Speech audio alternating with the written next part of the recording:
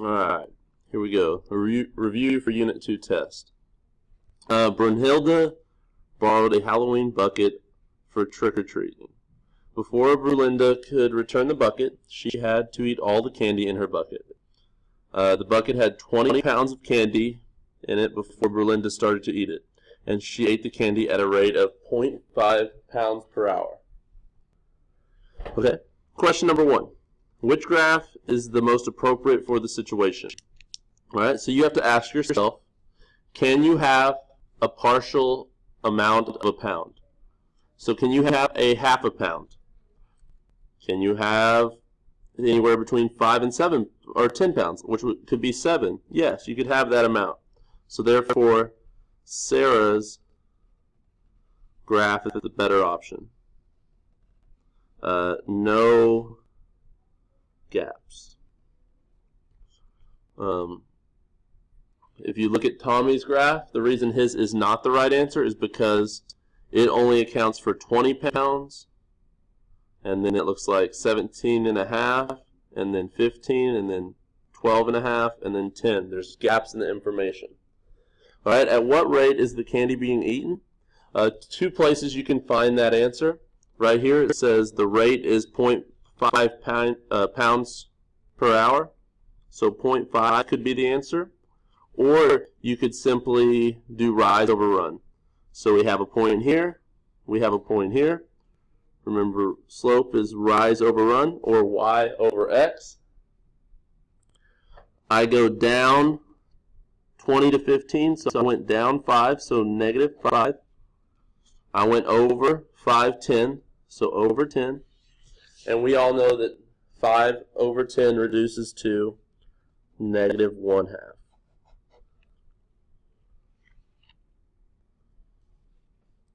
All right, next, what does the x-intercept represent? So here's the x-axis. It stands for time in hours. So some of us like to just simply write time in hours here, but that doesn't work for me. You have to tell me what this intersection means. So that means that it would take 40 hours to eat all the candy. Because as you can see, at 40 hours, if we follow it over to the line, that means we have 0 pounds of candy. All right, next, the y-intercept. The y-intercept is going to be whenever time is 0. So if time is 0, that means that's going to be your starting amount. So that's going to tell us that we start with 20 pounds of candy. All right, and lastly, would it be reasonable to include 10 in the domain? Why or why not? First off, domain means x. So is 10 on this graph? Yes, it is. I follow 10 up. It is on the line, so yes, because it is on the line. Here you are.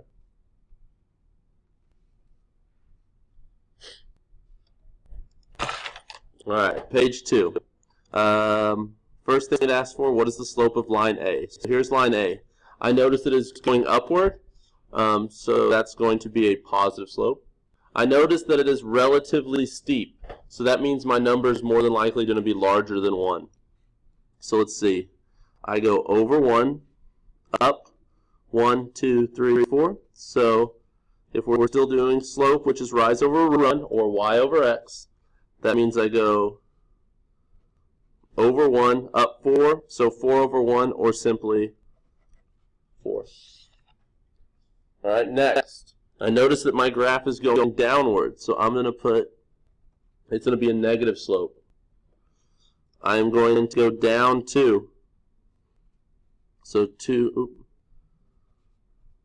goes on top. I'm going to go over 3. So my slope is negative 2 over 3. And lastly, we have C. All right? So I can choose any points that I want. And so this point and this point, perhaps. From this point to that point, I go over 1, 2, 3. So 3 goes on bottom, and I don't move up or down, so that's going to be 0. So 0 out of 3 is going to be a 0 slope. Also, you don't actually have to show me the work there if you simply know that a flat horizontal line is in fact 0 slope. All right, next, slope from a table. Same thing here. See that we have y over x. So my x's are increasing by 5 every single time. My y's are increasing by 2 every single time.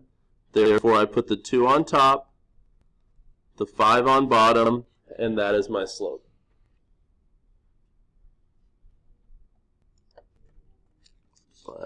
So, I want you to recognize that we go down, we increase by 4, we increase by 4, and then we increase by 3. Now, if you see that on your test, you're simply going to write NA. However, I think this is just an error on our part. I think that 12 is supposed to be a 13. Once I change that to be 13, I can recognize that all my x's are increasing by 4. I can notice that all my y's are decreasing by 2. So my equation would be y's on top, x's on bottom, and then when I reduce it, it's simply negative 1/2.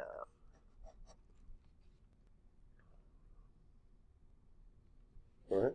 For 11 and 12, I asked that you solve them the same way that we just did up here. I don't necessarily want you to use this equation, so you're simply going to rewrite it as a table and do the math. So notice there's hints all over this test that y needs to be on top and x needs to be on bottom. All right? So next, in order for me to get from negative 3 to positive 6, I have to go up 9 units. So this is plus 9 on this side. In order for me to get from 5 to 11, I have to add 6. So 6 goes on top. 6 divided by 9 obviously reduces to 2/3. All right. Next, same thing. I make it into a table. X, y, 3, 7, negative 8, 6.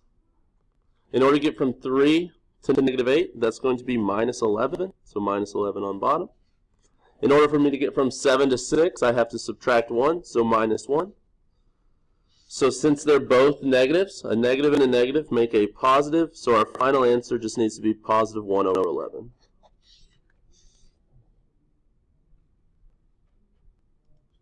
All right, next section, domain and range. So D obviously stands for domain, and that's going to be always be x. Range is always going to be y. It's in alphabetical order, D and R, and X and Y. So that's how you can remember it if you for some reason forget it. All right, your minimum values always go on the left side. Your maximum values go on the right side. So if I'm looking for my domain, I want to know how far left does it go. And I can tell that it goes to negative 6. So negative 6. It's a filled-in circle, which means that point is included. So I have to add a line underneath it. All right. I want to know the maximum, which means how far right does it go. That's going to be a positive 6. Since it has a filled-in line, a circle, that means I need to put a line underneath the inequality, which means or equal to, which means it's included in our domains. So what this tells us is the possible answers for x will be between negative 6 and positive 6. Next, my lowest point for y is negative 4. Filled in circle, put a line underneath it. And then my maximum value, or my highest point for y, will simply be 6. I'm going to throw a line underneath it because it's a filled in circle. Alright, next. You still set it up the same exact way. Less than x, less than. Less than y, less than. Alright. What's this? Does it ever stop going to the left for x? Yes, it stops at -5. It's an empty circle, so we do not put a line underneath it. All right. Does it stop going to the right? No, it does not. So we have to put an infinity sign. All right. For y, do we have a lowest point? Yes, we do. It's -4. Empty circle, no line. Does it ever stop going up? No, it does not. So we're going to say infinity. Now, when I write it on your test, it's not going to be written this way. You'll have to rewrite it. So I'm going to use x and -5. The inequality symbol originally opened up towards x. So whenever I switch it around, it needs to maintain opening up towards x. Same thing with y. I rewrite y and -4. It originally opened up towards y, so it needs to maintain opening up towards y.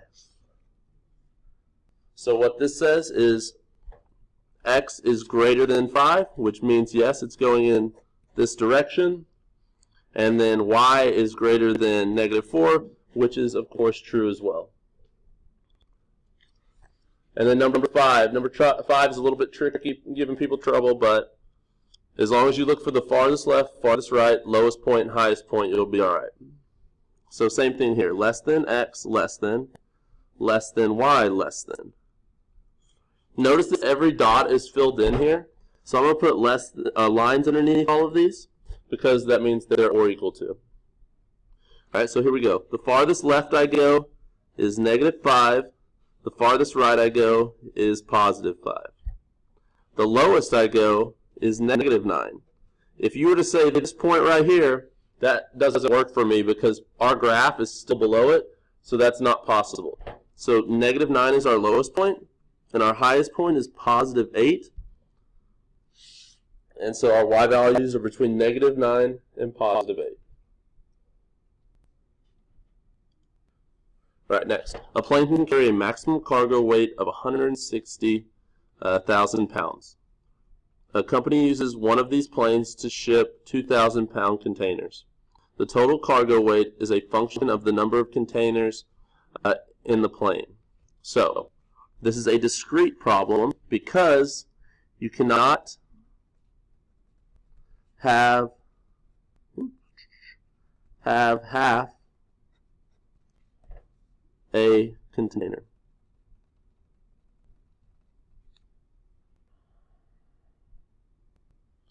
All right, the domain will be number of containers.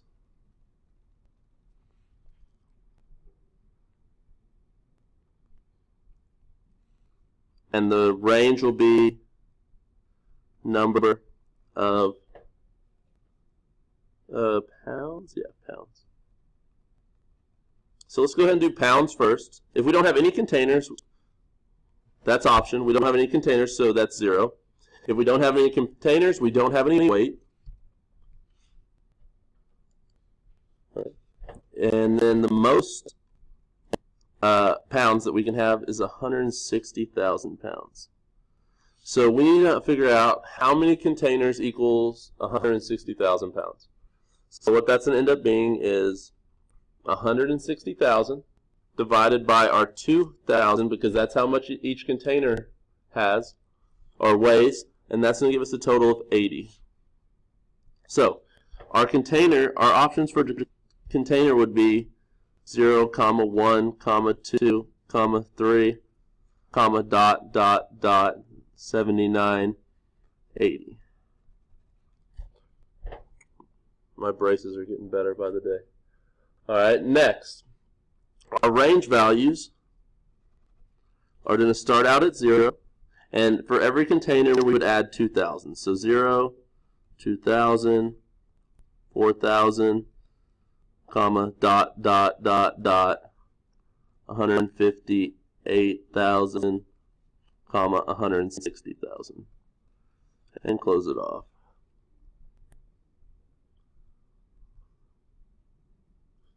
So that tells us, since it's discrete, we have to list them out. So our domain is between 0 and 80, and our range is between 0 and 160,000. All right, next we have which of these graphs matches this domain. First off, domain is our x values. This is our leftmost x value. This is our rightmost x value. All right. So our left value should be -2. So -2. This is not -2. That is in the middle of it, so it's definitely not C. -2, possible over here again. And then -2 is in the middle of it, so it's definitely not C or D. Alright, you see how our -2 has a line underneath it? Remember, anytime you have a line underneath it, that's going to equal a filled-in circle.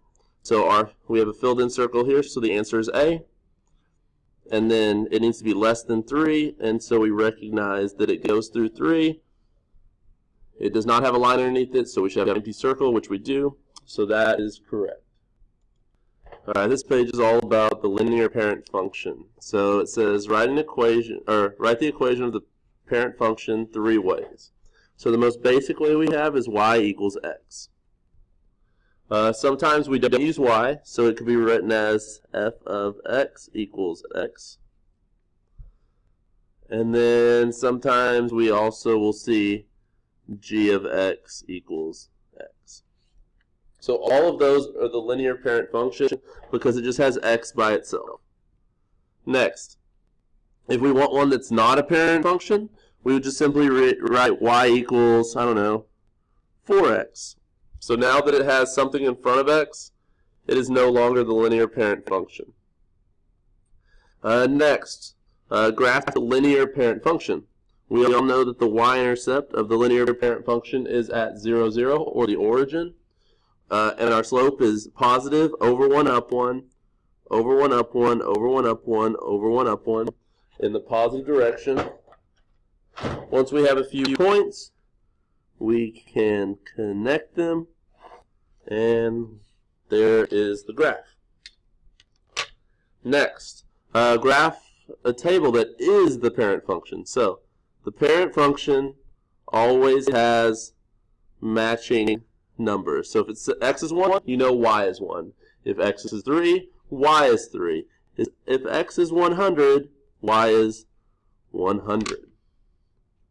Next, create a table that is not a parent function. That would be 1, 3, 5, 7, 8, 4, 0, -4. Yes, there is a pattern, but the numbers do not match. Right? Next, 21. Write 5 ordered pairs for the linear parent function. So it's going to look a lot like our table. So we have to write 5 total pairs. I will write 3 of them. You can finish it out for me. Remember, the numbers just simply need to match. So 1, 1, -3, -3, 10, 10. Right? 22. Identify the missing value from the table that represents the linear parent function. So again, numbers need to match. 15, 15, 20, 20, 35, 35, 16, 16. Alright, and that's everything about the linear parent function. Now we're going to look into transformations.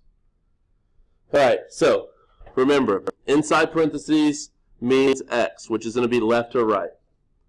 Since it is a plus inside the parentheses, it's going to be the opposite. So not in the positive direction, but the opposite, which would be in the negative direction. So we're going to go left. And the test is going to try to trick you. We go left on the x-axis. Because we go left and right on x, we go up and down on y. Next, if we went left with a +8, with a -8.6, we're going to go right. And if it's going right, that means we're going to be right on the x-axis.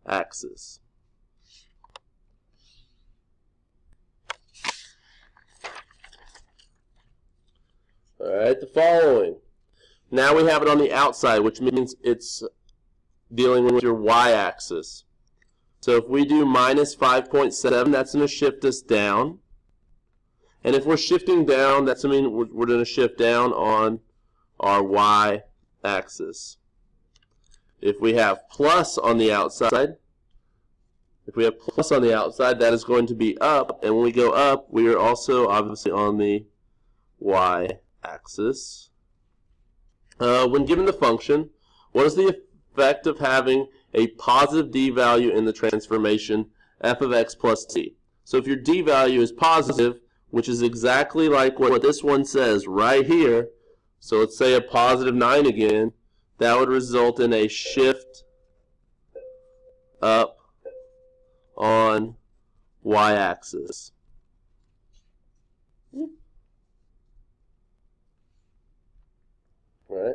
Alright, next we're going to get into steeper versus less steep. Remember, the flattest line, or the least line that we could have, is a horizontal line, and that is 0 slope.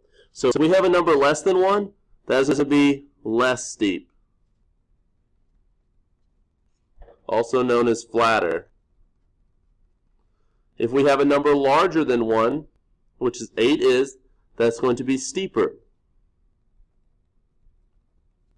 If you have a negative, that is going to cause a reflection.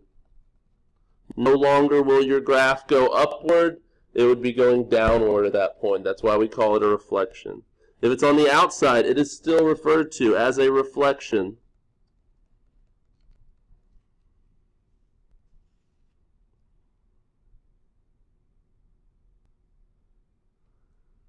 Linear function of this.